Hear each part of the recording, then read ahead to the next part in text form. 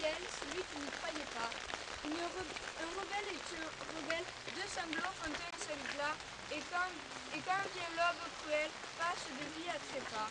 Celui qui croyait au ciel, celui qui n'y croyait pas. Les guerres sont toujours présentes, désastreuses pour l'humanité et la planète.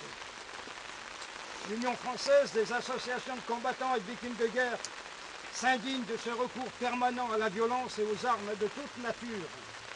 Elle souligne combien le 8 mai 1945 est une date symbolique chargée d'une histoire sans précédent sur le plan mondial et national. 65 années après la capitulation sans condition des armées nazies, capitulation reçue par les alliés américains, britanniques, français et russes, cette date est toujours aussi vivante et forte de ce sens. Ce 8 mai 1945, la France est présente en tant que nation à la table des négociations. C'est la victoire de la paix.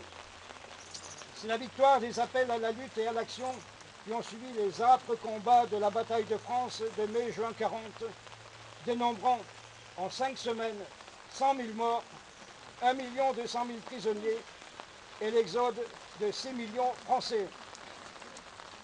C'est la victoire de toutes les résistances, extérieures avec l'appel du 18 juin du général de Gaulle, intérieures constituées d'hommes et de femmes de tous âges, souvent jeunes, voire très jeunes, de toutes les sensibilités politiques, philosophiques et religieuses, surgit spontanément des profondeurs de la nation. Une résistance intégrant également des étrangers, des immigrés, des républicains espagnols réfugiés en France, des antifascistes italiens et des antinazis allemands. Du secrétaire d'État à la Défense et aux anciens combattants. En ce 8 mai 2010, la France célèbre le 65e anniversaire de la victoire de 1945. Cette victoire mettait un terme à plus de 5 années de guerre, 5 longues années de privation, d'exaction, durant lesquelles l'Europe fut mise à feu et à sang sous le joug nazi.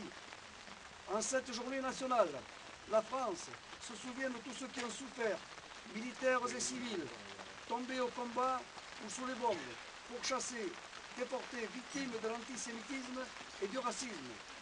Injustement moqués, calomniés, les soldats de 40 n'ont pourtant pas démérité.